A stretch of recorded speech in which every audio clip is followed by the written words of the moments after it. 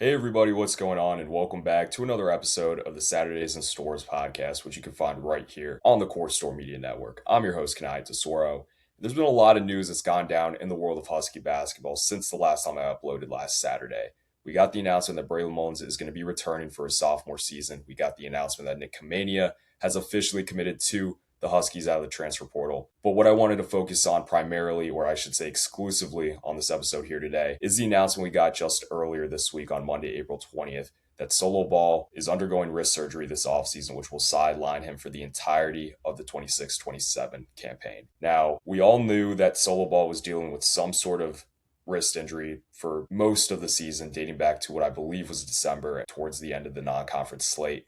He obviously gutted it out, played the entirety of the Big East regular season play, the Big East tournament, and the NCAA tournament run, which ultimately led to a national championship game appearance. And while we did know that, I do think that in a way this was kind of unforeseen just because we didn't know the severity of the wrist injury. And I think for a long time, I've been saying on this podcast that I felt there was more to that wrist than what the public was being led on to believe regarding the severity. And it's very clear that it was something that you can definitely attribute his dip in shooting percentages this year too, where he was a 41% shooter from beyond the arc as a sophomore. And this year he was, I think, just at 30%, if not right below. So that's something I think you kind of have to chalk up Solo Ball's struggles this year too. Did he deal with some confidence issues? Probably, but root cause, that's all the root cause for all of that is the wrist.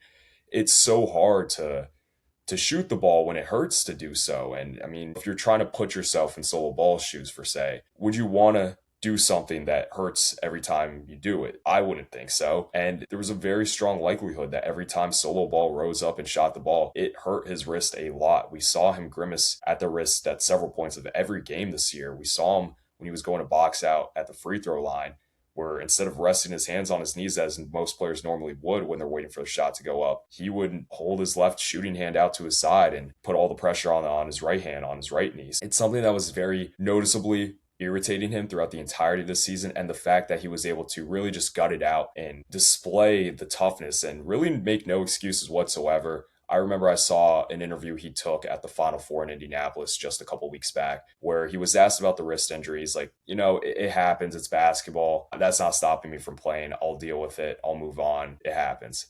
And that's a guy that has never made excuses for his struggles, has never taken the easy way out.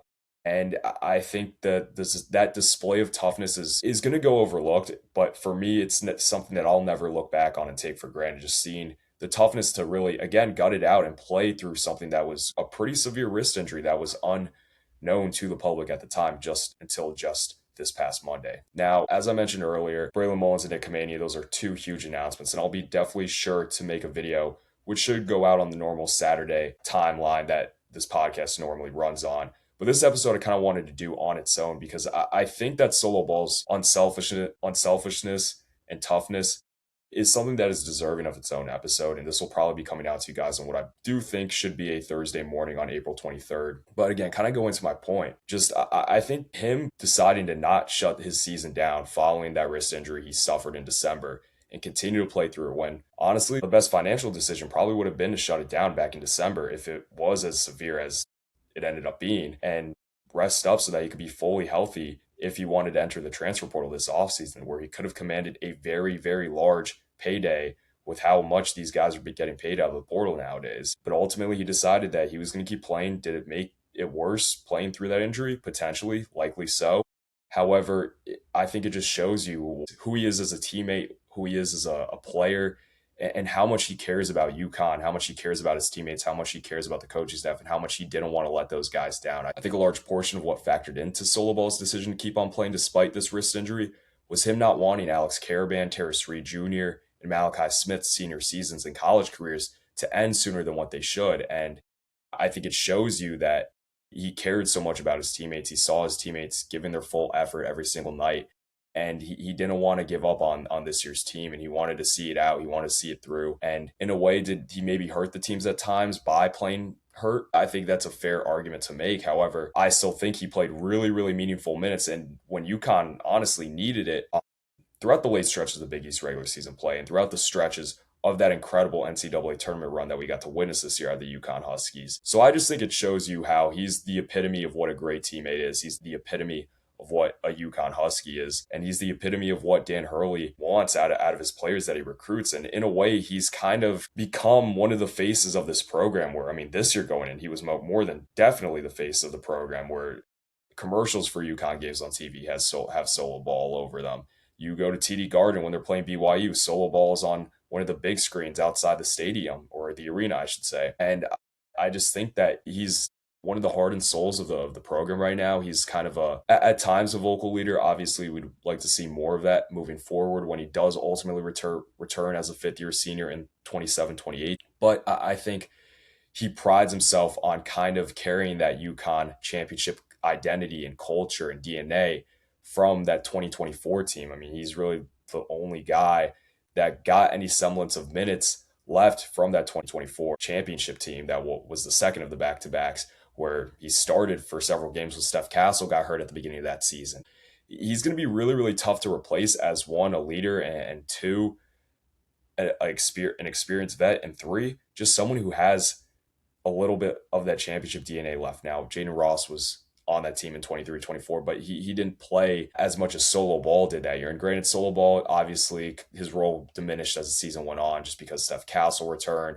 We saw Jalen Stewart kind of come on towards the later stretch of the year as well. But still, he carries that championship DNA year in and year out. We saw the massive leap he made as a sophomore where he was second to only Lee McNeely in scoring average that year. And this year, I believe he did lead the Huskies in scoring once more, despite him kind of struggling shooting the ball with that injured wrist. And I do think it's important to note as well, while his shooting percentages did definitely decrease from where they were when he was a sophomore, I do think he improved as an overall player. We saw him look to attack off the bounce a little bit more often. We saw him become a lot better at going to the basket on downhill drives, straight line drives, taking guys off the bounce, getting to that little 10 to 15 foot mid-range jumper that he seems to hit quite efficiently, even with that injured wrist, as well as what he's done as a defender. I think as the season went on, we saw solo ball get much better on that end of the floor, and I expect him to continue to get better going into the 27-28 campaign when he ultimately does return as a fifth-year player. Now, I'm no doctor.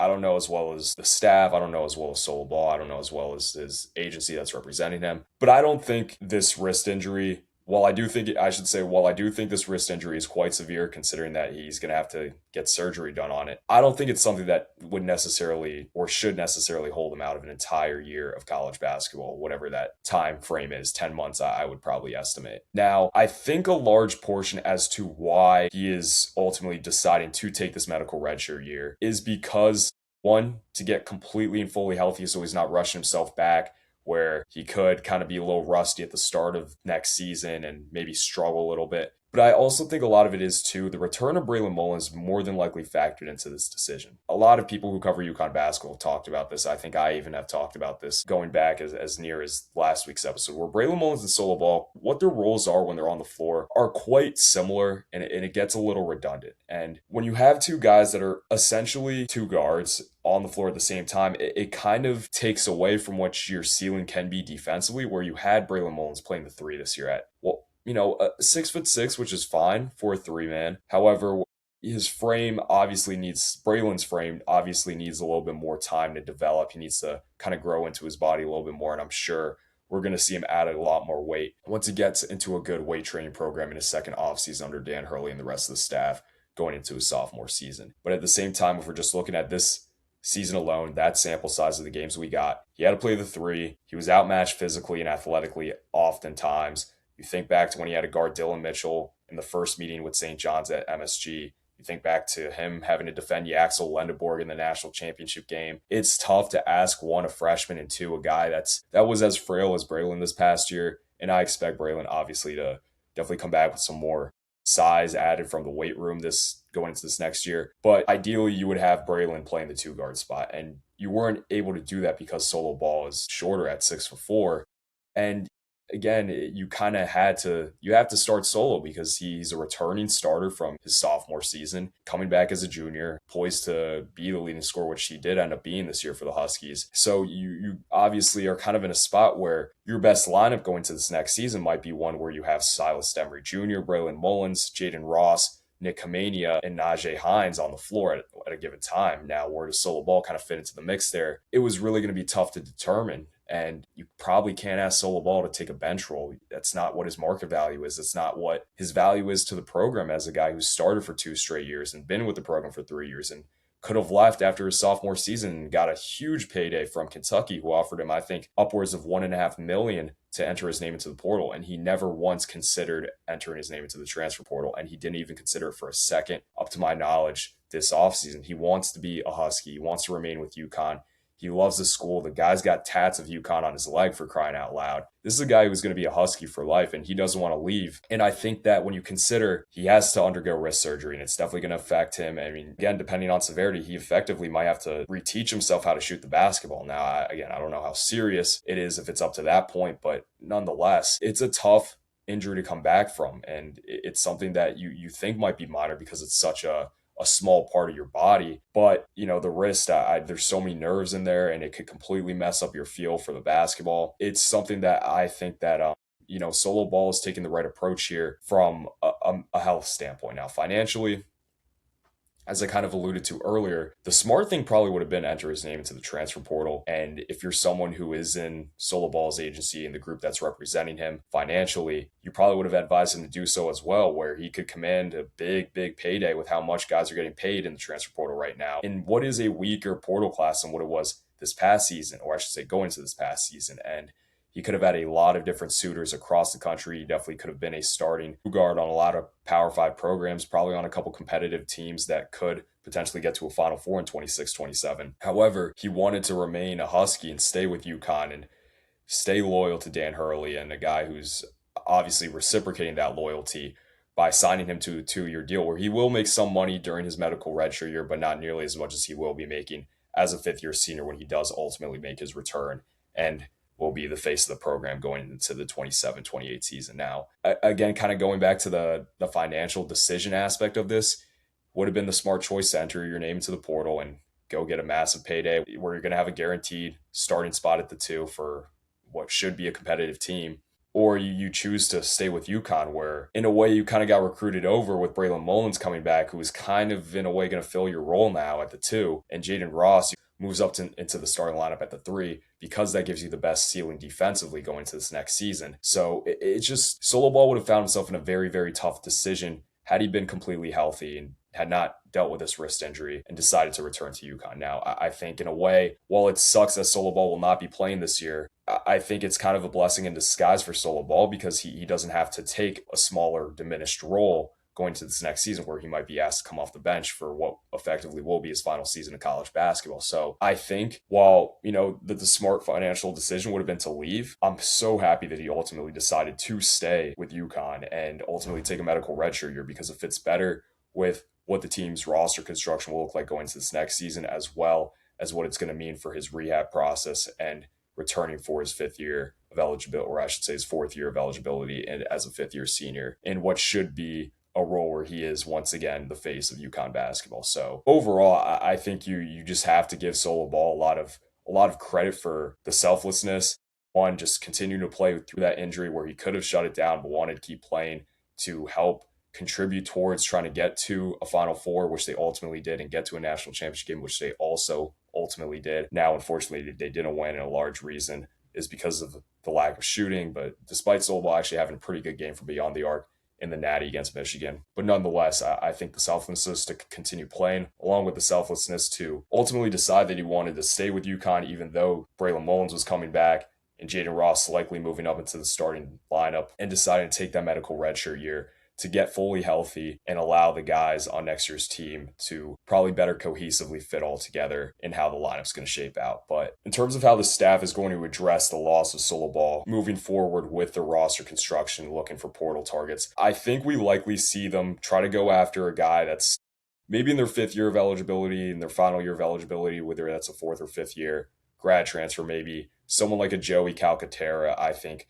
we will likely see the program try to add someone who come off the bench and play sparingly here and there in the minutes where Braylon Mullins is not on the floor, in the minutes where Jaden Ross is not on the floor. Ideally, someone with a little bit of size, maybe in that 6'4" to 6'6" range, who can obviously light it up from beyond the arc in the minutes that he is given and he is on the game floor. Maybe ideally also someone who does have a little bit of a ball handle to them, someone who can create a little bit off the bounce. Now, in terms of the options that I've heard, none of them really stick out right now. I think we're definitely going to see more to come, but there's going to be a lot of guys that you can target. There's a plethora of guys from the mid-major ranks who shot the cover off the ball this past season. So I know this staff, I trust them to do their due diligence and ultimately find a guy that's going to fit the culture, one, and two, schematically, what UConn runs offensively and defensively. Just got to get a guy with a lot of guts, a guy with a lot of toughness, a guy who can shoot the cover off the ball. I think overall that pretty much takes care of my thoughts on the announcement of Solo Ball's wrist injury. If you stuck around to the end, as always, just engage with the videos and also be sure to check out our brand partner, Phorm Energy, for the best fitness apparel and supplements in the game. But until the next episode, which will be my thoughts breaking down Braylon Mullen's announcement that he's returning, as well as the commitment we got from Nick Kamania, I'll see you all next time.